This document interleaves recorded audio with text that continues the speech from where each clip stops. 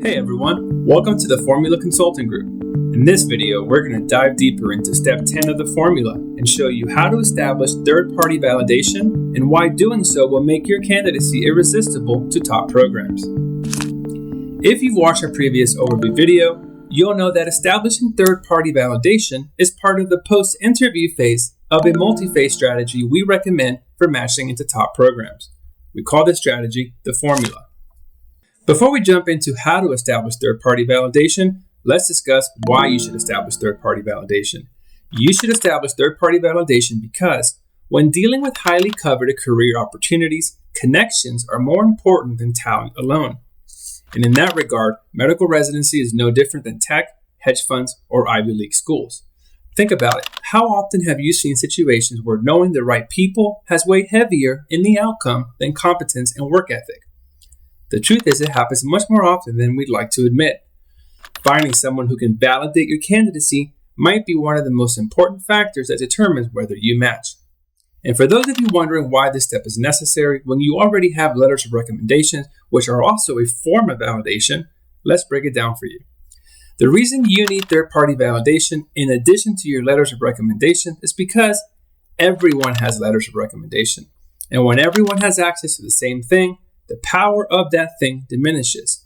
And that's exactly what's happened to letters of recommendations.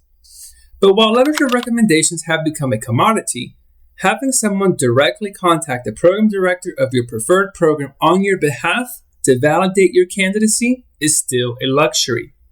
And those who get this luxury will trump those that don't. Now let's discuss how exactly to do this. The best way to establish third-party validation is to ask someone with credibility to make a phone call on your behalf recommending you to the PD of your preferred program. And though this methodology may seem pretty straightforward, there are two important objectives that you should fulfill while making this phone call and two corresponding strategies you can use to help you fulfill those objectives. Those two objectives are, number one, to sell your candidacy, number two, to probe for information.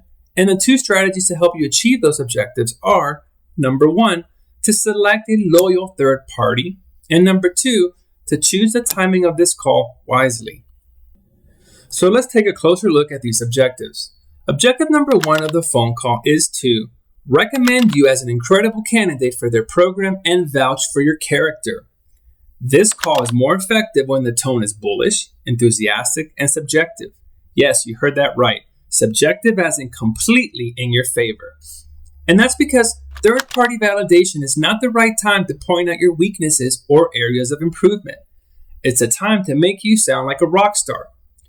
If you suspect your potential caller of having a misplaced sense of duty to be objective about your credentials, do not ask that person to make the call. Whoever you choose to make this call on your behalf has to have one priority and one priority only: to sell you like a Ferrari, not a Subaru. Now let's move on to objective number two.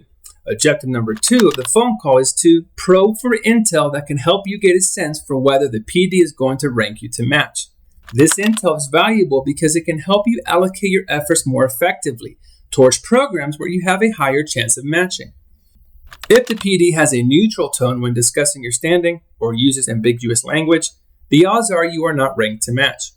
On the contrary, if the PD is serious about ranking you to match, they will find a way to put your caller at ease by using definitive language.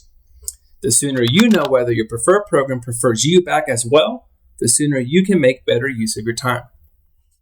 Now let's take a closer look at the strategies. Strategy number one is to select a caller that has some level of authority, reputation, and a strong track record or profile, and just as importantly, someone who is loyal to your candidacy. If you are currently in the middle of a transitional year, this caller would ideally be your TY program director. If you are currently in med school, this caller would ideally be your dean or someone of similar standing. Since it's unrealistic to think that every candidate will manage to secure their dean or PD, you should consider other types of callers as well, as long as they are loyal to your candidacy. This includes the department chair of a specialty, an attending who supervises you, or even a principal investigator with whom you've conducted research. So let's move on to strategy number two. Strategy number two is to choose the timing of this call wisely. meaning this call should be made at a time when it will have the greatest positive impact to your candidacy. Unfortunately, this strategic timing will not be the same for every program. Your goal should be to have the caller make the call sometime after your interview, but before the PD finalizes their rank list. So when in doubt about the timing, err on the side of caution. It's best to make this call too early and too late when the PD has already submitted their rank list. So let's wrap up with some final thoughts. There are two other benefits of establishing third-party validation. The first benefit is that it demonstrates you have a strong interest in that specialty, which will encourage programs to take your candidacy more seriously. And that's because applying to multiple specialties has become a common method to increase your chances of matching. Meaning, when preferred specialties become too competitive in any given cycle, candidates tend to apply to backup specialties, and no program wants to be your backup specialty. Therefore, making an extra effort to establish third-party validation implies a genuine preference for that specialty. And the second benefit of establishing third-party validation is that it demonstrates you have a strong interest in that program. And that's because in addition to applying to multiple specialties, candidates obviously apply to multiple programs as backup options. And no program wants to be your backup option. Therefore, making an extra effort to establish third-party validation also implies a genuine preference for that program. And that's because it's unlikely that your transitional year PD, or whoever you've convinced to make the call on your behalf, is going to go out of their way to make a similar call for multiple candidates, and even less likely that they would do so for multiple programs or specialties.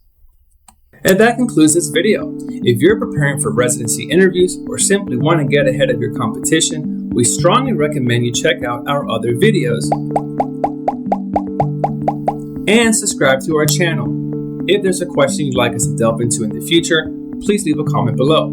You can learn more about our services at www.formulatomatch.com and on X at Formula to Match.